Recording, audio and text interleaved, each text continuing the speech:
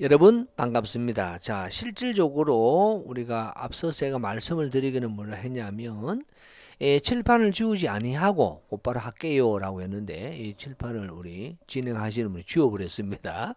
자, 곧바로 가도록 하겠습니다. 앞 시간에 제가 이렇게 이야기했거든요. A가 L 수준이고 M, B입니다.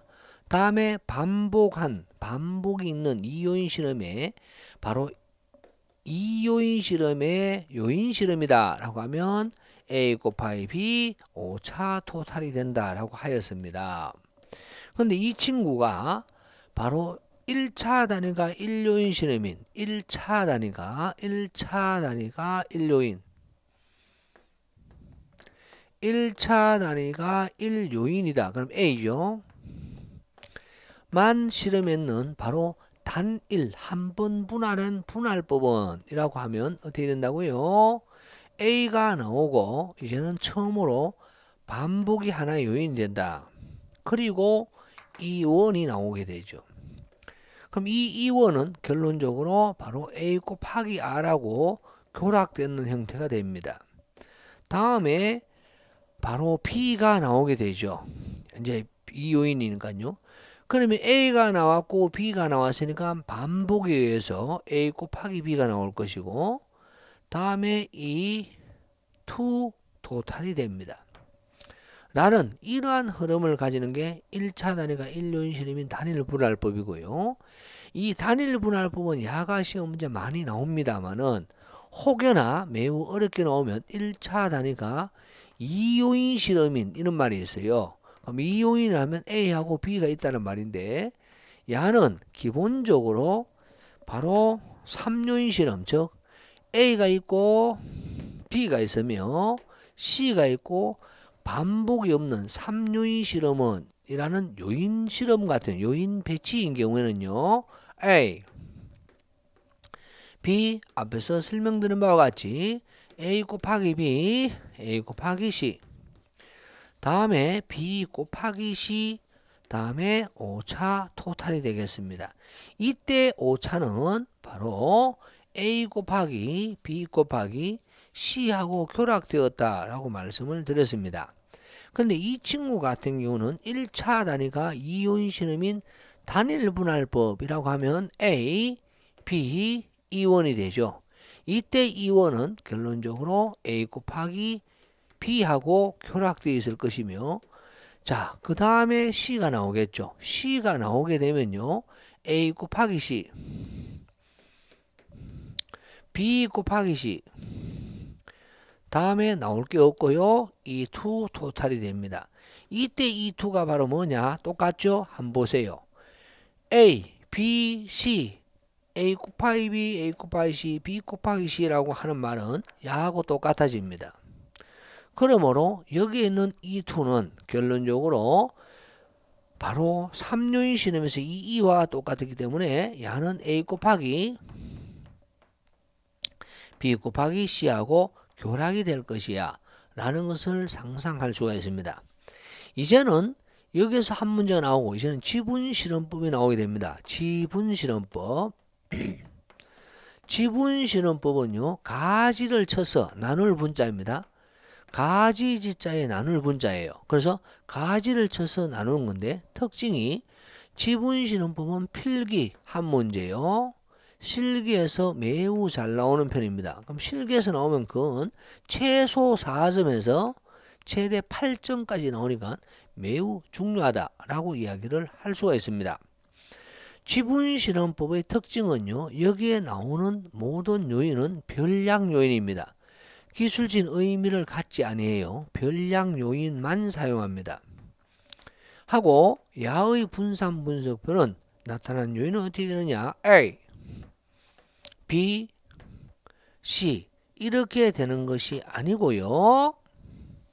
이렇게 해야 됩니다. A 다음에 B가 나오는데 이 B가 이렇게 나오는 거예요. B는 A에서 나왔다 해서 BA 이렇게 씁니다. 다음에 C는 어떻게 나오느냐? C AB 즉 AB에서 C가 나왔다 이렇게 됩니다.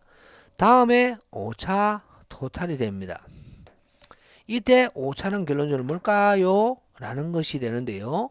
이 오차는 바로 뭐하고 결합되는 꼴이냐라고 하면 바로 3요인 실험의 반복이 있으니까 R, A, B, C 이런 꼴이 됩니다. 야하고 결합되어 있어요. 그래서 나중에 자유도를 구할 때 매우 도움을 많이 받게 되죠. 자, 이걸 빠뜨렸네요.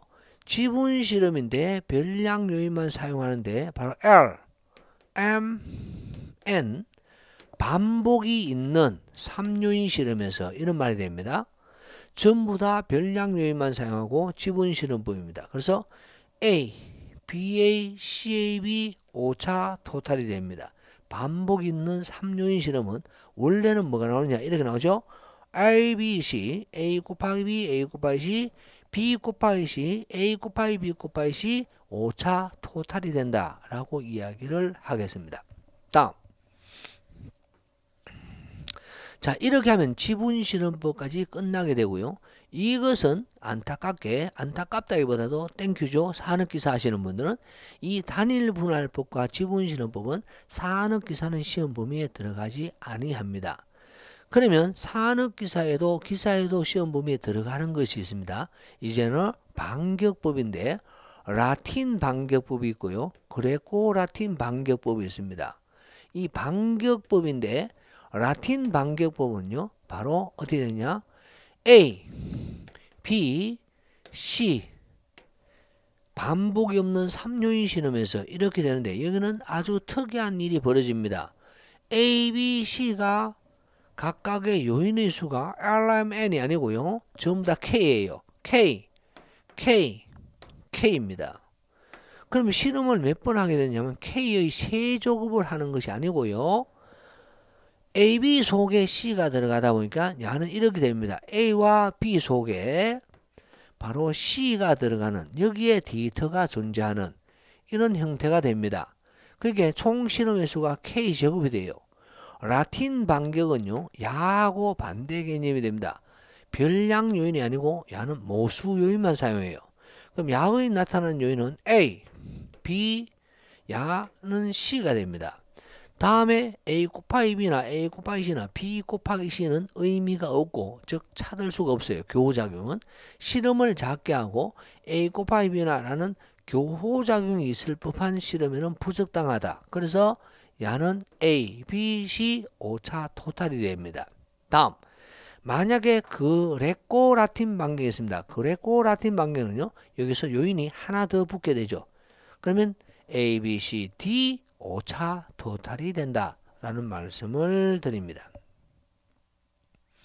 여기서 산업기사는요. 라틴 반경만 나옵니다. A, B, C만 모수만 사용합니다. 모수 야는 자 그레코 라틴 반경은 요인이 하나 더 붙는 거고요.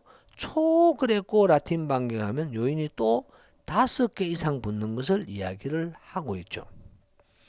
산업기사는 라틴 반경만 시험 문제 나오게 됩니다. 자, 이렇게 해서 실험 횟수를 줄이는 방법도 연구를 하게 됩니다. 다음에 시험 범위는요. 야도 또 산업기사에는 1절 들어가지 아니하며 이 문제는 세 문제가 있습니다. 세 문제. 이 세 문제 유형이 바로 뭐냐면 2의 n성령 요인 실험입니다. 2의 n성령 요인 실험이 있게 앞서서는 제가 요인 배치라고 했을 거예요. 배치나 요인 실험 같은 말이고요. 그러면 야 같은 경우는요. 수준을 2수준으로 잡았는 거거든요.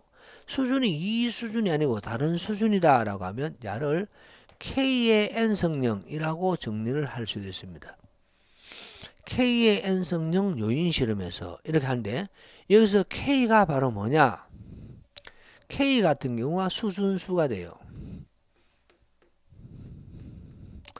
다음에 N은 뭐냐? 바로 요인의 수가 됩니다. 자, 바로 요인의 수가 된다라고 이야기를 할 수가 있겠죠. 자, 그런데 여기에서는 기본적으로 2자가 들어가는 수준을 적게 해서요. 실험 횟수를 작게 하면서 배치를 많이 하고 싶어 합니다. 그럼 야는 분산 분석표가 뭐냐는 이제부터는 이게 아니에요. 여기서부터 바로 요인 실험, 2의 n성령 요인 실험과 다음에 교락법. 다음에는요, 일부 실시법이 나오게 됩니다.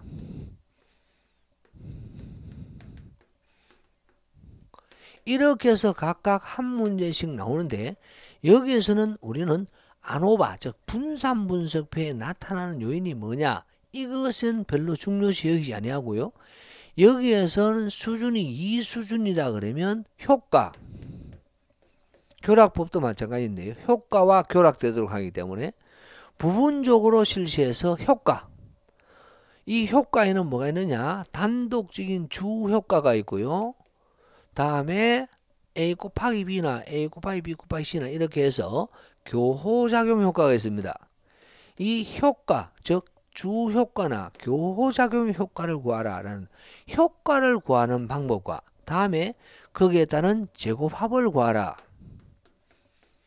야는 분산분석표가 중요한 게 아니고 바로 제곱합과 효과를 구하라가 시험 문제가 나옵니다. 거기에 따라서 교락법과 일부 실시법도 같이 묻어서 가게 되는 거죠. 그래서 이게 한 세트예요. 근데 야는 어디 있다? 산업기사에는 시험 범위에 들어가지 아니합니다. 자, 그 다음에 마지막으로 나오는 것이 바로 직교 배열표예요. 이것도 마찬가지거든요. 직교 배열표 같은 경우는요, 2수준계도 있고요, 3수준계도 있습니다. 여기에서도 요인 실험을 하는데 2의 n성령도 있고 3의 n성령도 있어요. 그럼 직교 배열표는 말 그대로 표, 테이블이에요. 일단 테이블을 만들어 놓고 테이블을 만든 상태에서 여기에 무엇을 배치할 것인가, 뭐 나는 A를 배치하겠다, 뭐 B를 배치하겠다, A 곱하기 B를 배치하겠다, 또는 C를 배치하겠다, 이런 기타 등등 배치를 하는 거예요. 여기에서 똑같이 우리는 구하고자 하는 것은 뭔가 하면 분산분석표가 뭐냐가 아니고요, 그것도 나올 수는 있습니다만 효과와 제곱합을 구하라 라는 것이 시험 문제입니다. 직교배열표에서. 그래서 여기에서 시험 문제가 우리가 2수준계 직교배열표가 있고 산업기사, 기사에는요 3수준계 직교배열표까지 시험 문제 나오게 되며 바로 여기서 시험 문제는 두 문제가 나옵니다. 2수준계에서 한 문제, 3수준계에서 한 문제가 나오고요. 산업기사 같은 경우는 2수준계에서 두 문제 또는 많이 나올 때는 세 문제까지도 나올 수도 있다 라는 말씀을 드립니다. 다음에 회귀분석이 나옵니다. 우리가 직선 방정식을 나올 텐데 이것을 직선의 기울기가 회귀계수라고 하는데 이 회귀계수가 유의하냐 유의하지 않느냐를 바로 실험계획법에서 하게 되죠. 이때는 나타나는 요인이 뭐가 되느냐, 회귀에는요 데이터를 뽑았더니 이런 테이블 형식으로 나왔는 게 아니고요, 바로 X하고 Y라는 데이터가 있어요. 이런 형식도 아니고 A1, A2, A3, A4의 반복을 몇 번 했다 이런 것도 아니고요, 야는요 X 데이터가 있고 거기에 따라서 Y 데이터가 있는 거예요. 이건 상관과 회귀에 대한 것으로 여기에 나타나는 요인은 직선, 회귀와 잔차, 즉 곡선, 회귀다 이런 정의를 할 수가 있습니다. 그럼 직선을 우리는 R이라고 하고요, 곡선은 오차 또는 소문자 R이라고 이야기를 합니다. 그래서 야를요 뭐 문자로 Y/X 이렇게도 쓰죠.